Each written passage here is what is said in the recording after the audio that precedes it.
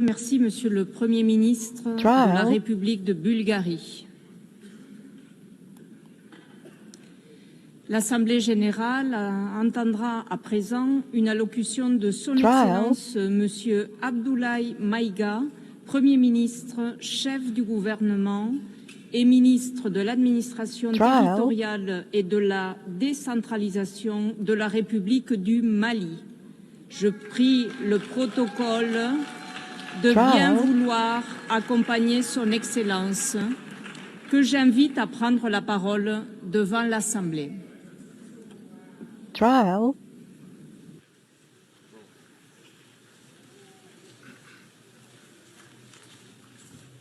Trial.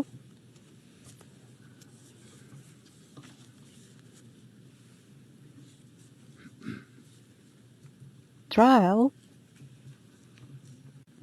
Madame la Présidente de l'Assemblée générale, Mesdames et Messieurs les chefs d'État et de gouvernement, Monsieur le Secrétaire général de l'Organisation des Nations Unies, Mesdames et Messieurs, à l'entame de mes propos, j'ai l'honneur de vous adresser des salutations cordiales et de vous transmettre les messages des pères fondateurs de la Confédération des États du Sahel, AES, Leurs Excellences le général d'armée Assimi Goïta, président de la transition, chef de l'État de la République du Mali, président de la Confédération des États du Sahel, le capitaine Ibrahim Traoré, président du Faso, chef de l'État, le général d'armée Abdourahmane Chani, président de la République du Niger, chef de l'État. Je vous prie de recevoir également les salutations chaleureuses du peuple digne de l'AES, plus que jamais déterminé à se libérer du joug de l'impérialisme et à réaliser son autodétermination dans un esprit panafricaniste. En vous adressant les vœux de succès de la Confédération des États du Sahel pour votre élection à la présidence de cette 80e session de l'Assemblée générale, Madame la Présidente, je félicite en même temps votre prédécesseur, Son Excellence Monsieur Philémon Yang, de la République du Cameroun pour son leadership exemplaire durant les travaux de la 79e session. Qu'il me soit enfin permis de réitérer au secrétaire général, M. Antonio Guterres, notre appréciation des efforts qu'il continue de déployer pour la réalisation des nobles objectifs de notre organisation commune. Mesdames et Messieurs, le thème de cette 80e session de l'Assemblée générale, à savoir, je cite, « Mieux ensemble », plus de 80 ans au service de la paix, du développement et des droits humains, fin de citation, est d'une importance toute particulière pour les États membres de la Confédération AES. Oui, la paix, l'entraide, le développement et la préservation des droits humains demeurent les principaux objectifs, voire la raison d'être des Nations Unies. Hélas, ces objectifs essentiels n'ont jamais été autant ébranlés dans le monde et au Sahel précisément, du fait essentiellement des groupes armés obscurantistes, instrumentalisés et soutenus par des sponsors étatiques étrangers. Les États membres de la Confédération des États du Sahel sont à l'avant-garde de la lutte contre le terrorisme qui constitue à la fois une menace réelle à la paix et à la sécurité internationale, mais aussi et surtout une atteinte grave au fondement même de nos États. Sous l'impulsion de nos chefs d'État, les forces de défense et de sécurité des 3 pays de la Confédération AES travaillent étroitement dans un élan de collaboration et de complémentarité sans précédent et sont portés par un engagement commun et de mutualisation des efforts pour endiguer le fléau du terrorisme. Cette nouvelle dynamique, articulée autour du renforcement des capacités opérationnelles de nos forces de défense et de sécurité, à travers un recrutement massif, une formation adéquate et la fourniture d'équipements appropriés, produit chaque jour des résultats encourageants sur le terrain, confirmant ainsi toute la pertinence de notre décision souveraine de nous mettre ensemble pour combattre nos ennemis communs. À la différence de certains États qui ont ouvert des couloirs de passage sur leur territoire aux terroristes, en vue d'attaquer d'autres pays ou d'offrir leur territoire comme base arrière, les pères fondateurs de l'AES, par engagement panafricaniste et dans le souci de préserver les intérêts de leur population, ont décidé de sécuriser leur pays tout en évitant une propagation de la menace vers d'autres régions africaines, voire dans le monde, effectuant ainsi un véritable travail de sécurité publique régionale et mondiale. Il ne fait l'ombre d'aucun doute que par leur sacrifice, les vaillantes forces de défense et de sécurité de l'AES contribuent à la sécurité d'autres régions, notamment les pays situés sur la côte ouest africaine. Nous saisissons cette opportunité pour nous incliner devant la mémoire des victimes civiles et militaires de l'insécurité dans le Sahel. L'approche souverainiste mise en œuvre s'inscrit dans le cadre de la vision portée par les chefs d'État de l'AES dédiée à la sécurité de nos États, suite au retrait des forces internationales. Défiant tous les pronostics et loin de se saborder, nos pays ont fait preuve d'ingéniosité en se fondant sur le substrat historique, géographique et la capacité de résilience des peuples confédérés qui, malgré plus d'une décennie de crise sécuritaire et humanitaire, continuent de démontrer une force exceptionnelle d'engagement patriotique. En somme, nos trois pays ont su apporter une réponse coordonnée et endogène à cette guerre qui nous a été imposée. C'est le lieu de renouveler ici la détermination pleine et entière de la Confédération AES à devenir une puissance régionale panafricaniste, à poursuivre et à intensifier ses actions en vue de bouter à jamais le terrorisme hors de notre espace commun, à consolider l'autorité de l'État, à protéger nos populations et leurs biens et à assurer notre prospérité. La Confédération AES réitère avec force sa ferme condamnation du soutien ouvert et parfois exprimé publiquement de sponsors étatiques étrangers qui, pour des motifs impérialistes, déstabilisent notre entité d'une part, en mettant à la disposition des groupes terroristes des conseillers, des moyens logistiques et des armes et munitions, d'autre part en leur accordant des soutiens politiques et en leur offrant des bases arrières situées dans certains pays voisins en violation de toutes les règles internationales. Mesdames et messieurs, aussi éloigné qu'il n'y paraît, la guerre en Ukraine et le terrorisme dans le Sahel ont des connexions. À titre de rappel, après l'attaque terroriste contre une patrouille des forces de défense et de sécurité maliennes du 24 au 26 juillet 2024 à Tinzaouaten dans la région de Kidal, le Mali avait dénoncé cet incident dans son allocution de 2024, ici même, et condamné l'attitude d'officiels ukrainiens qui ont publiquement revendiqué leur participation à la dite attaque terroriste. De ce comportement atypique, nous avons déduit tout simplement que les officiels ukrainiens ont malheureusement confondu la scène internationale et la scène de théâtre. Une année plus tard, la situation s'est accrue avec le régime et le régime ukrainien est devenu l'un des principaux fournisseurs de drones kamikazes aux groupes terroristes dans le monde. Dans ce contexte, certains États occidentaux doivent cesser de fournir des armes à l'Ukraine au risque de contribuer à la promotion du terrorisme international. Pour d'autres, dont le régime français nostalgique de la colonisation est préoccupé par sa perte d'influence dans le Sahel, l'appui au régime ukrainien relève d'une manœuvre consistant à occuper l'attention de la communauté internationale sur la guerre en Ukraine, tout en sponsorisant les groupes terroristes évoluant dans le Sahel.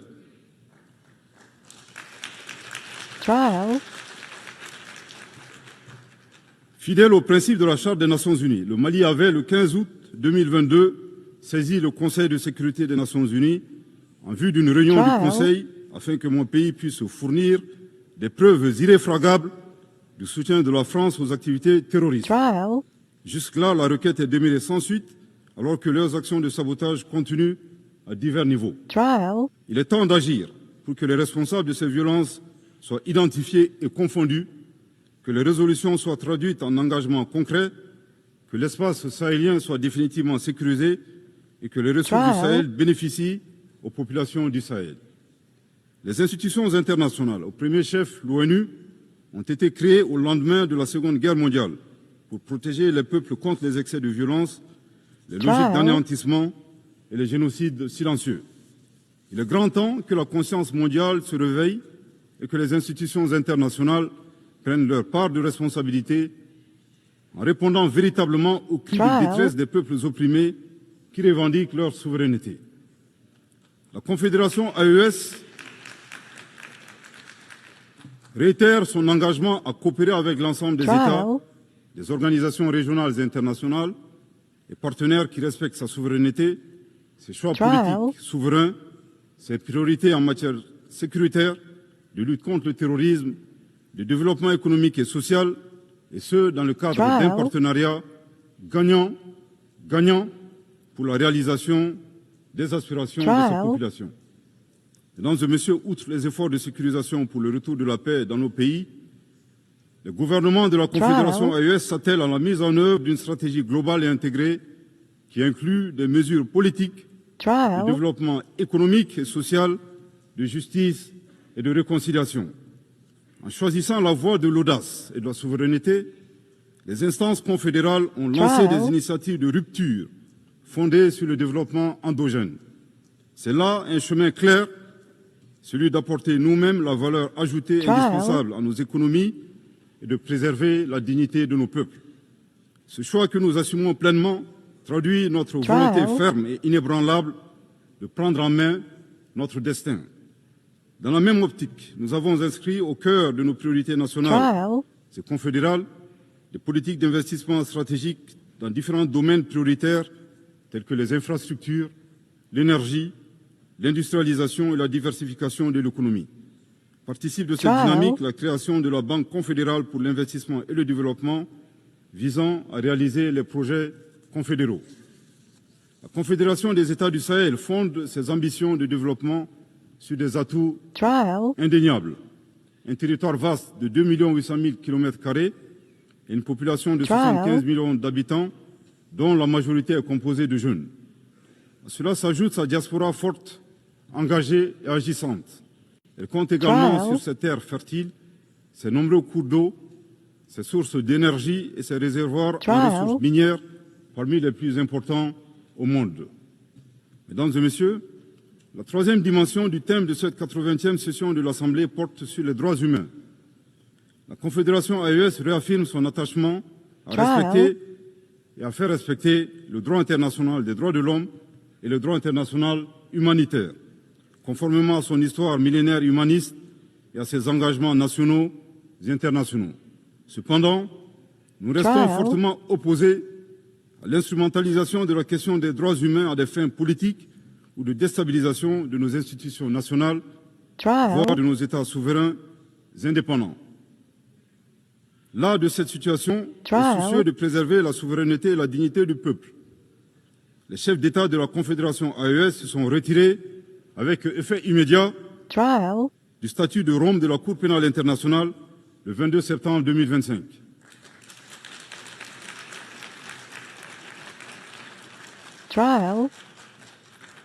À ce retrait s'ajoute leur volonté de privilégier dorénavant des mécanismes endogènes de justice en adéquation avec leurs valeurs sociétales et dans l'intérêt du peuple de l'AES.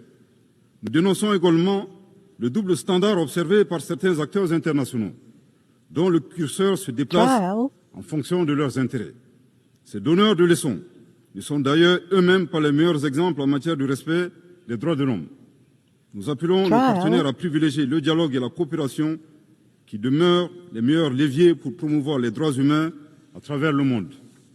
Mesdames et messieurs, au moment où nous célébrons les 80 ans des Nations Unies, force est de constater que notre cadre multilatéral, incarné par l'ONU, est mis à rude épreuve dans un contexte international marqué par la polarisation, le retour progressif du nationalisme, du protectionnisme, du repli sur soi et des rapports de force. En dépit de cette réalité conjoncturelle, le constat est que les trois objectifs majeurs consignés dans la Charte des Nations Unies, à savoir la paix, le développement et les droits humains, restent pertinents.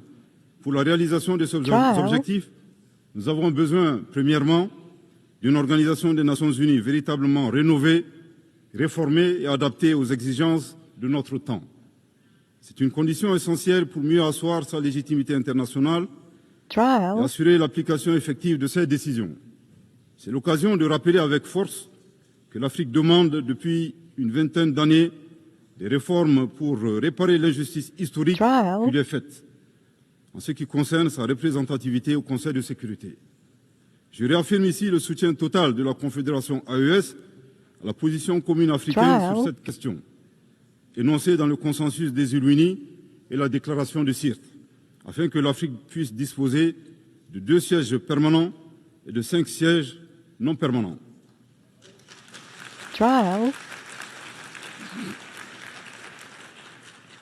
Deuxièmement, nous avons besoin d'une organisation des Nations Unies garante du respect du droit international pour tous. Nous sommes préoccupés de constater les violations flagrantes du droit international dans le monde, et ce, en toute impunité.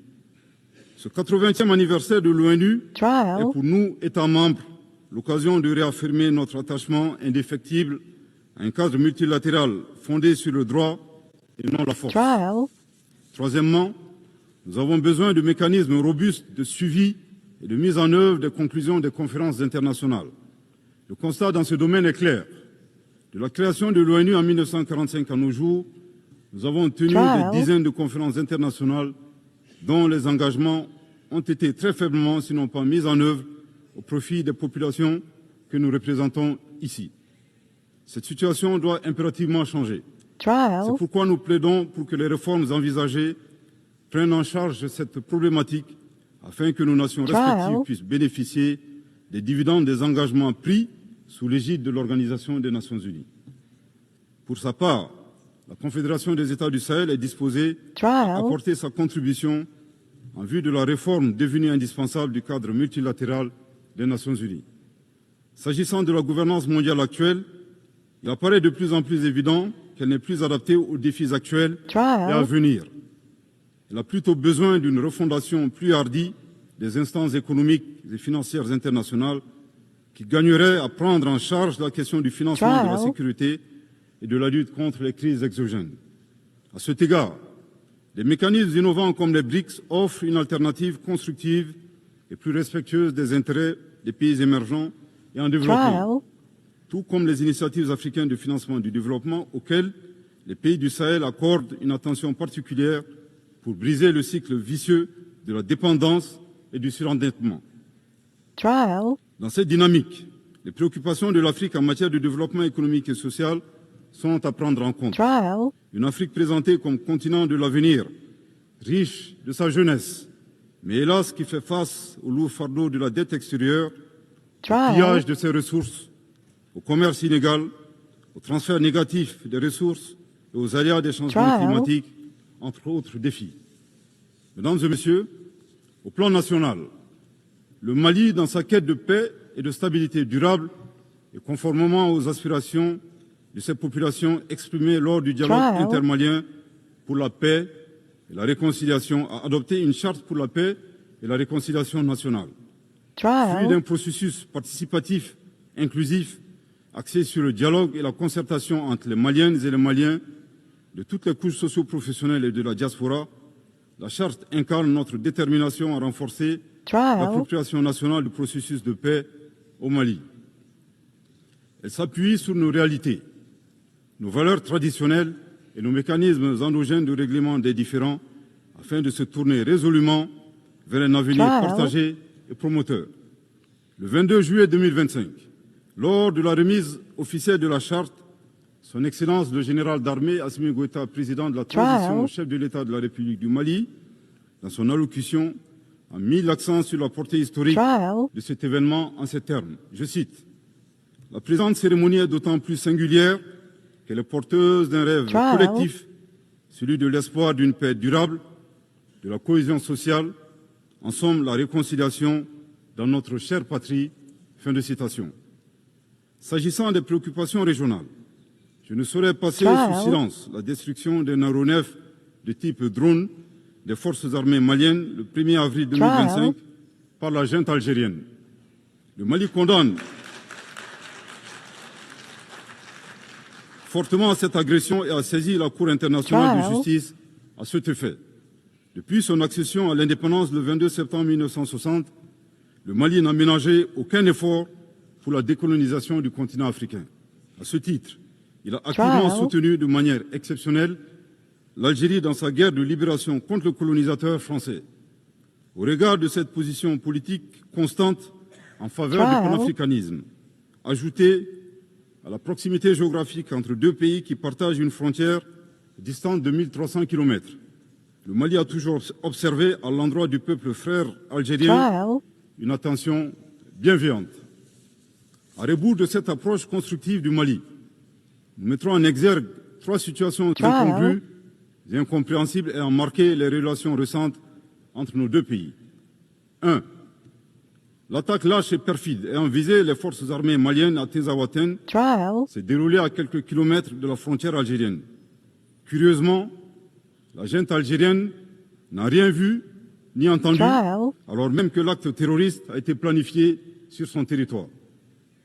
Troublant pour un pays qui a été désigné comme champion de l'Union africaine de la lutte contre le terrorisme et qui est devenu ces dernières années champion de la promotion du terrorisme et exportateur des terroristes.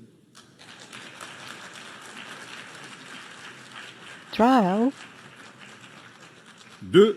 Comme annoncé, la junte algérienne a annoncé un drone malien acheté sur fonds propres à la sueur du contribuable malien, au motif fallacieux de la violation de leur espace aérien. Le Mali est troublé par la thèse de la junte algérienne défiant les lois de la physique et suivant laquelle un objet abattu dans l'air est capable de se déplacer à partir de son point de chute sur 22 km, puis de se retrouver sur le territoire malien. En effet, il est utile de souligner que les débris du drone malien se sont retrouvés sur le territoire malien, validant nos arguments. 3. Le 4 septembre 2025, le gouvernement malien a informé l'opinion du dépôt d'une requête introductive d'instance auprès de la Cour internationale de justice contre la junte algérienne concernant la destruction du drone. Dans un communiqué du ministère algérien des Affaires étrangères, en date du 19 septembre 2025, nous avons appris avec une profonde stupéfaction une allégation suivant laquelle le dépôt de la requête malienne a été motivé par la conférence de presse du ministre algérien des Affaires étrangères intervenue le 13 septembre 2025 et lors de laquelle il niait le dépôt de la requête malienne auprès de la Cour internationale de justice. Nous faisons observer au ministre que le dépôt de la requête annoncé par le Mali le 4 septembre n'a jamais signifié son enregistrement automatique par la Cour internationale de justice. Le Mali rappelle que la diplomatie vise à défendre les intérêts de son pays. En supposant que la plainte malienne ait été déclenchée par sa conférence de presse, l'énergumène d'Alger démontre que sa vision de la diplomatie est de pousser les autres pays à poursuivre son pays devant des instances internationales, devenant ainsi un performant autobuteur, populairement appelé au Mali Yabé. C'est troublant.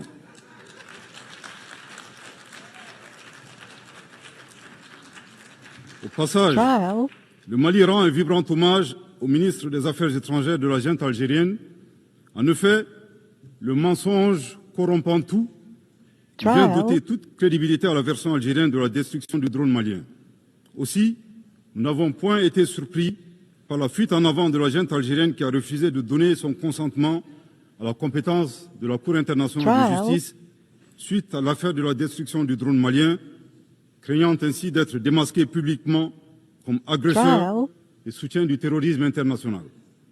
Au regard de ces 3 points insolites, le Mali recommande à la junte algérienne, d'une part, de faire sienne cette citation de Amadou Hampâté-Bâ dans Vie et enseignement de Thierno Bokar, le sage de Padangara, je cite, « Certaines vérités ne nous paraissent invraisemblables que tout simplement parce que notre connaissance ne les atteint pas. » Fin de citation.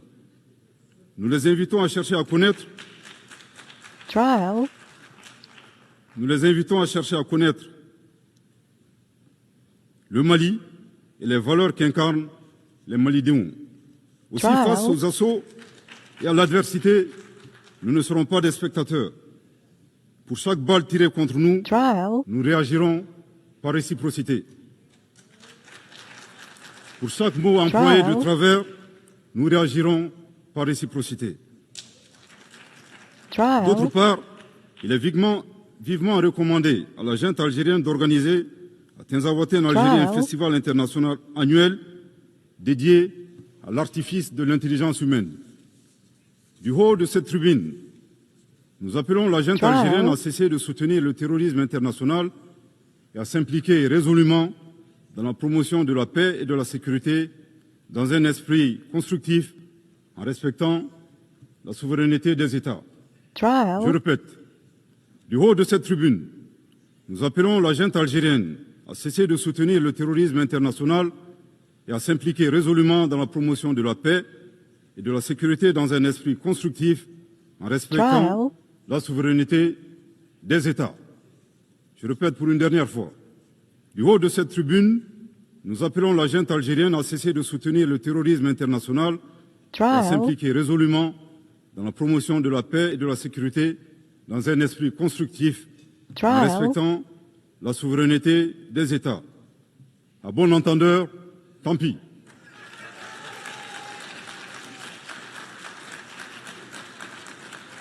Madame la Présidente, Mesdames et Messieurs, l'occasion est ici propice pour exposer l'avis d'un citoyen, le point levé à l'aube de notre souveraineté retrouvée, partagée par le peuple de la Confédération AES. Notre confédération est composée de nations combattantes, une terre de résistance. Ce que nous affrontons, ce n'est pas un simple conflit intérieur, c'est une guerre hybride soutenue par des intérêts impérialistes où les ennemis de la paix portent parfois des cravates. Si l'ONU continue à feindre l'ignorance, elle cessera d'être la somme du monde et deviendra le bras passif de l'injustice mondiale.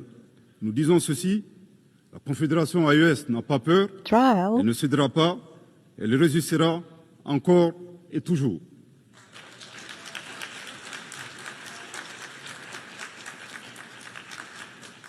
Toutefois, la Confédération AES donne aux Nations Unies une opportunité historique, celle de se placer du côté de la vérité, celle de reconnaître que le peuple de l'AES est agressé, celle de soutenir une confédération qui combat à la fois pour elle-même et pour l'Afrique, pour la stabilité du continent et indirectement pour celle du monde entier.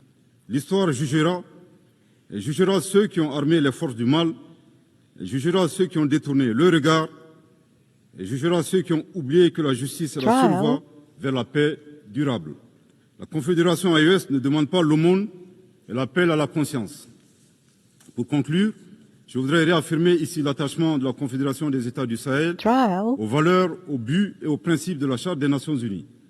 Aussi, la Confédération AES indique qu'on ne peut être mieux ensemble qu'à la condition d'œuvrer collectivement pour un multilatéralisme à visage humain, fait de dialogue, fondé sur le droit, la coopération et la solidarité entre les peuples, promouvant la paix et le développement dans le respect de la souveraineté des États.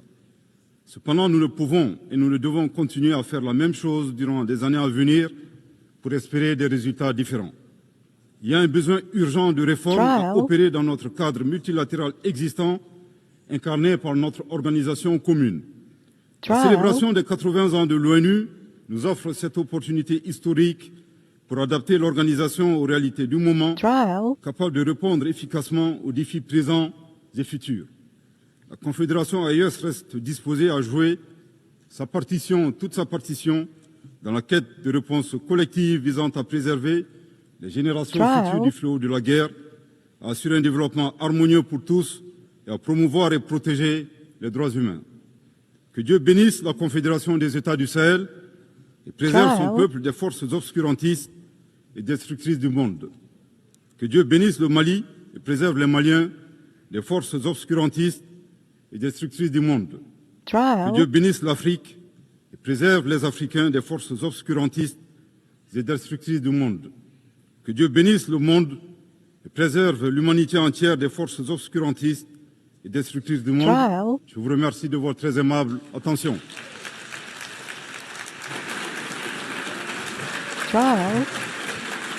Au nom de l'Assemblée générale, je tiens à remercier le Premier ministre, chef du gouvernement et ministre de l'administration territoriale et de la décentralisation de la République du Mali. L'Assemblée va entendre à présent l'allocution de Son Excellence Monsieur